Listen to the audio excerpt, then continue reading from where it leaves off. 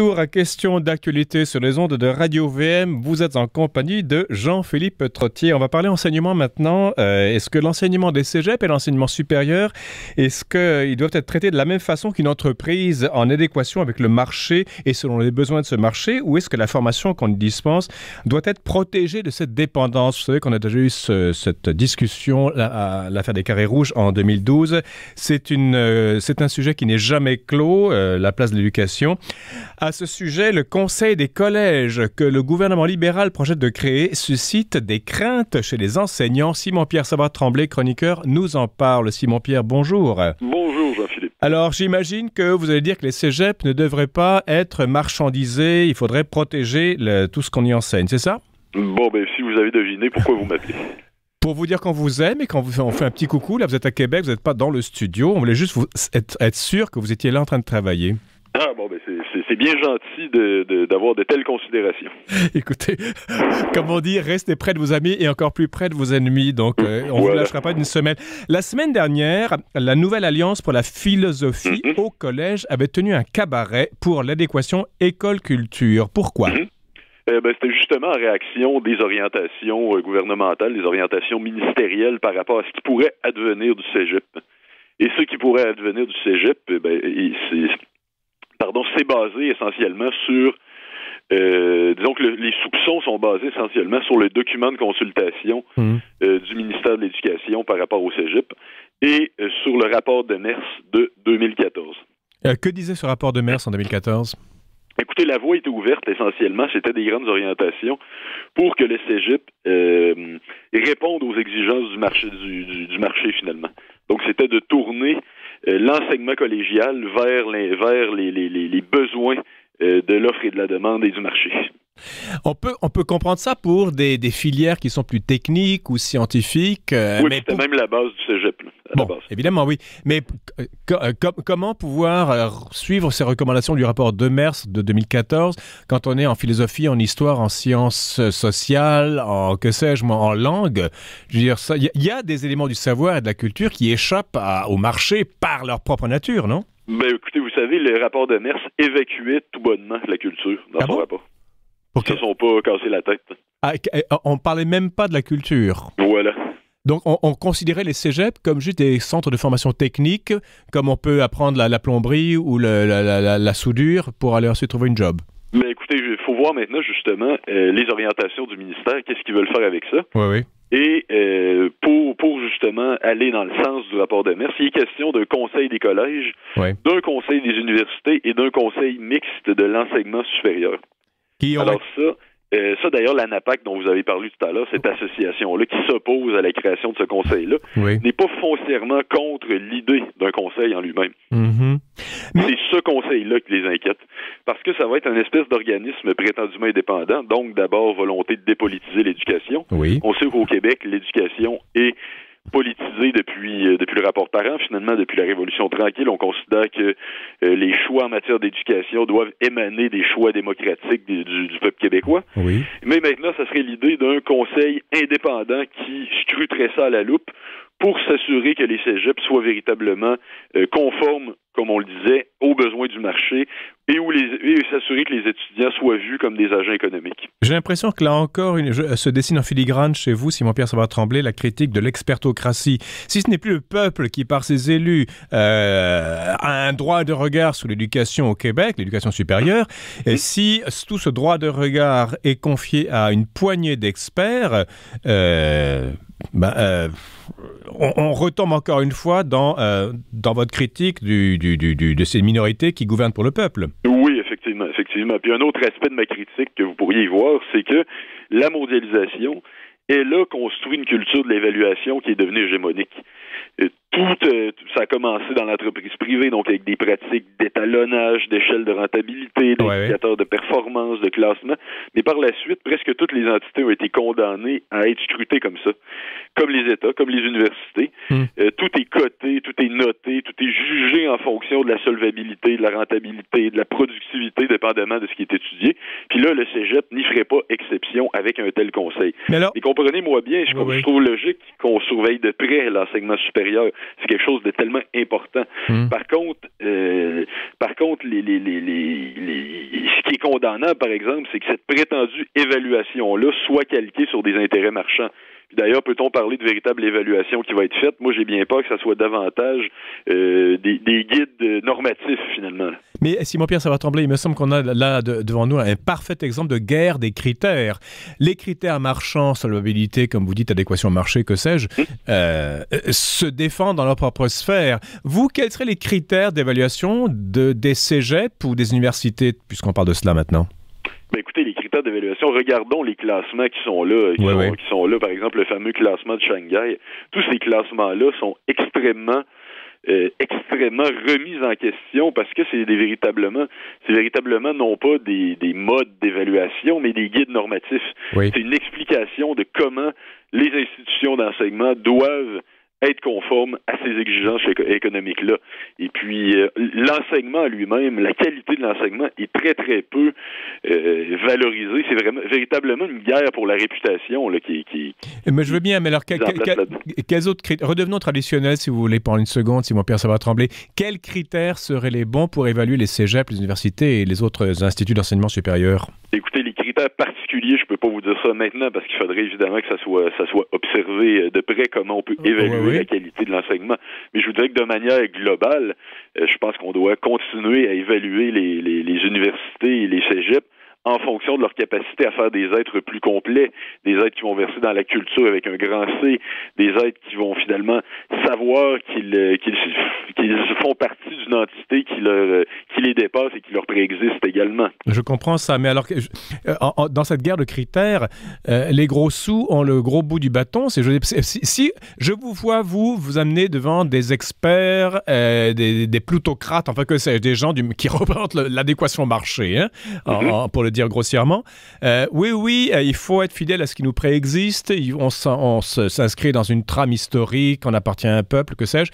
Tout ça ne pèse pas lourd au point de vue financier. Je veux dire, quel argumentaire peut-on développer pour contrer cette marchandisation des cégeps? Mon Dieu, écoutez, quel critère? Je pense qu'il y a encore un certain bon sens populaire. Je pense que les parents veulent que leurs jeunes sortent de là avec des têtes bien faites, des têtes bien construites. Et puis, mais en même temps, comment voulez-vous que ça se fasse s'il y a des politisation, des choix en matière d'éducation? C'est enlevé à la démocratie pour être donné aux experts, comme vous l'avez dit tout à l'heure. On peut pas faire grand-chose rendu là, à moins de faire sauter cette nouvelle structure-là. Puis l'idée, comme je vous disais, de cette nouvelle structure-là n'est pas foncièrement mauvaise. Mais que va-t-on en faire? Dans le cas présent, c'est ça qui est dangereux. Puis d'ailleurs, je suis pas le seul, et l'ANAPAC dont on a parlé, ne sont pas les seuls à s'opposer à cette nouvelle police du libéralisme. Il y en a bien d'autres. Oui, écoutez, le syndicat général des professeurs et professeurs de l'Université de Montréal, la Fédération des enseignantes et enseignants de Cégep, la Fédération nationale des enseignantes et enseignants du Québec, puis aussi d'ailleurs le syndicat de professionnels et professionnels du gouvernement du Québec qui a émis des doutes. Donc, il y a quand même de l'inquiétude dans tout ça. Là. Je comprends. Tout ça, en fait, finalement, ça devient, si on simplifie à l'extrême toute cette discussion, Simon-Pierre Savard-Tremblay, c'est encore une fois la définition de la culture. On a eu ça avec Radio-Canada, notre diffuseur public, donc payé à même vos impôts, mes impôts, nos impôts, qui est censé offrir un service qu'on a eu il y a longtemps et qui a été sous certaines directions, qui a changé un peu son orientation pour être plus peuple, plus près des préoccupations de monsieur et madame tout le monde, et qui souvent essuie des pluies de critiques. C'est encore une fois le même débat, c'est-à-dire c'est quoi la culture? Beaucoup de gens vont dire, oui, une culture d'élite, on n'en veut pas, on veut une culture populaire. Vous semblez dire qu'on veut une culture, peut-être pas d'élite ou populaire, mais une culture enracinée dans le passé. C'est tout. Le débat de fond est un débat mémoriel, identitaire, qui est beaucoup plus vaste qu'une affaire de gros sous. Écoutez, je vais vous dire, là où ça me sonne une cloche, que vous dites là, c'est que les partisans, disons, d'une éducation de masse, comme vous dites, et qu'on pourrait dire d'un nivellement par le bas, cette idée-là, puis comprenez-moi bien, je souhaite qu'il y ait l'éducation de masse, la question n'est pas là, mais les partisans d'une culture qu'on voudrait moins élitaire, autrement dit, ceux quand on rétorque souvent à ceux qui vont vous dire, à mon avis avec raison, que l'éducation jadis était meilleure que maintenant.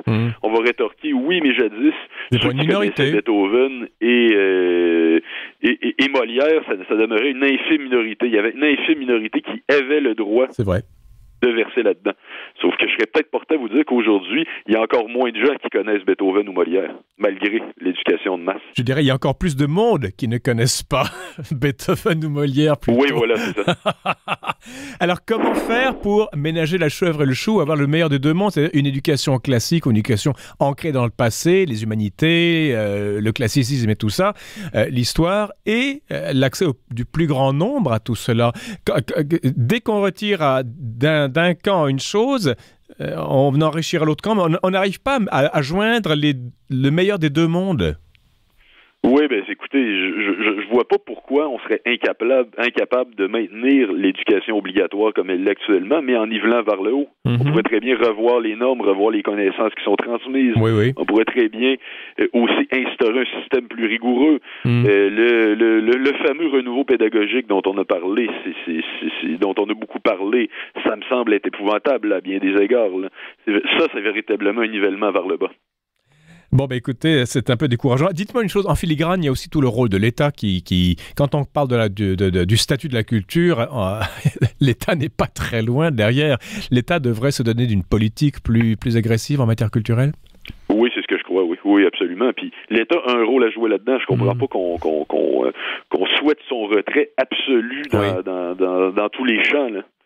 Mais alors, Simon-Pierre Savard-Tremblay, dans un contexte de mondialisation, bon, avec l'élection de Trump, on va voir ce que ça donne, mais dans un contexte de mondialisation où toutes les universités, tous les instituts, toutes les institutions d'enseignement supérieur essaient d'attirer les étudiants étrangers, etc., un discours comme le vôtre qui, existentiellement, essentiellement, culturellement, tient tout à fait la route, comment peut-on louvoyer, comment peut-on continuer à naviguer dans ces vents qui sont si contraires à ce que vous dites? Parce que si on suit vos recommandations, Simon-Pierre Savard-Tremblay, qu'il n'y aura plus d'argent. Il n'y aura plus d'argent. Il y aura beaucoup moins d'argent. Pourquoi il y aurait beaucoup moins d'argent? C'est-à-dire que tout le monde irait vers des institutions concurrentes qui s'occupent de former les gens pour le marché. Pensez-vous qu'il y aurait encore beaucoup de monde? Est-ce que les institutions qui dispensent l'enseignement de la philosophie, l'histoire des sciences sociales, etc., des sciences, on pourrait dire, pas molles, c'est méchant, mais moins productives, les gens vont aller davantage vers ce qui est productif, non? Sciences molles, c'est drôle que vous utilisiez le terme, justement, parce c'est le seul qui m'est en tête. Il y a une telle dévalorisation des sciences humaines et des sciences sociales. Voilà. C'est extrêmement flagrant. Regardez, si je ne m'abuse, je crois qu'au Japon, on a même aboli certains programmes parce qu'on les jugeait peu rentables. D'ailleurs, c'est une question qu'on entend parfois au Québec. Doit-on abolir les programmes peu rentables, ceux qui ne débouchent pas directement sur une profession, ceux qui ne font pas, qui ne permettent pas de faire du gros cash, pour utiliser le même terme qu'on entend souvent à gauche et à droite. Exactement. Donc, c'est pas évident. Évidemment que d'une certaine façon, nous naviguons à contre-courant, mais comme je vous le dis souvent, cette mondialisation-là, avec ses dogmes, avec les cultes qu'elle porte, c'est pas évident que ça va durer éternellement. Vous avez mentionné Trump. On pourrait parler du Brexit, on pourrait parler de la Grèce l'été précédent, en 2015. Ouais. Il y a quand même des révoltes populaires contre tout cela. Est-ce que ça émane d'un raisonnement très, très clair? Je ne sais pas, et je suis pas certain, parce que les gens qui vivent dans la misère se révoltent avant tout contre leurs propres conditions. Ils veulent manger, oui, avant. Oui, c'est ça, sauf que ça demeure quand même une révolte, en tout cas sans dire qu'elle est tournée vers les causes, elle est à tout le moins tournée vers les conséquences d'une chose très claire qui est la mondialisation. En tout cas, il y a une petite phrase que je vais vous citer pour terminer, Simon-Pierre Savard-Tremblay, c'est celle que Staline, qui est mort en 1953. Vous les avez, les références, vous? Mazin. Staline, donc, qui est mort en 1953, mais qui, pendant la Deuxième Guerre mondiale, on lui a dit, faites attention, il y a l'Église catholique, le Vatican qui est important. Il aurait dit, le Vatican, combien de divisions par rapport à l'armée rouge? Évidemment, le Vatican ne pesait pas bien lourd, et pourtant, le Vatican continue d'exister. Staline et son stalinisme n'existent qu'en Corée du Nord, je pense. Oui, absolument. Encore que la Corée du Nord, c'est un régime encore plus bizarre que celui de Staline. Encore plus bizarre. Bon, écoute, on fera une chronique là-dessus un jour. Oui, absolument, mais parce que c'est assez intéressant, c'est terrifiant et assez fascinant, ce régime-là, d'ailleurs. C'est véritablement une secte qui a été érigé en État. Là. Et qui est dirigé par le cher leader, comme on dit. Oui, c'est ça, qui est le fils de celui qui a déjà été rebaptisé à la télévision, Kim Jong-2. Ah oui? Je ne savais pas. Ah oui, il y a Kim Jong-1 et Kim Jong-2. Kim Jong-2.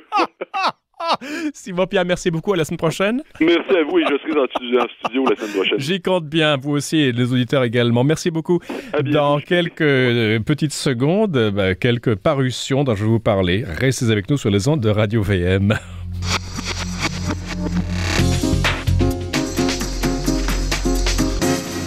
Ici Jean-Philippe Trottier, quelques petites secondes pour vous parler de quelques livres parus chez Mediapol Canada, de La violence et des jeunes de Naji Charles Bedouani. Naji, c'est peut-être un nom hongrois, Nodge, N-A-G-Y, Charles comme Charles, le prince Charles, et Bedouani, B-E-D-W-A-N-I. L'auteur, pédopsychiatre et directeur du Centre des adolescents de l'hôpital Sacré-Cœur, propose une réflexion globale sur la violence, phénomène à la fois biologique, psychologique et social, et sur la vulnérabilité particulière des jeunes qui y sont confrontés. On parle de 188 pages au prix de 25 $, de la violence et des jeunes de Naji Charles Bedouani, B-E-D-W-A-N-I. Henri Boulade, que j'ai déjà eu en ondes ici, a écrit De l'enracinement à la liberté, également chez Mediapol Canada, 104 pages pour 19 $. Alors que la famille connaît aujourd'hui de profonds bouleversements, l'auteur nous aide à saisir les transformations actuelles, esquisse une spiritualité de la famille, propose une vision tonifiante de l'éducation et retrace le chemin qui va de l'enracinement à la liberté. Le titre, c'est La famille de l'enracinement à la liberté de Henri Boulade chez Mediapol Canada. Et voilà qui nous mène à la fin de l'émission. Demain, le Code Québec et l'avenir des communautés religieuses de longue tradition. Merci à Daniel Fortin à la régie. Ici Jean-Philippe Trottier, je vous donne rendez-vous demain.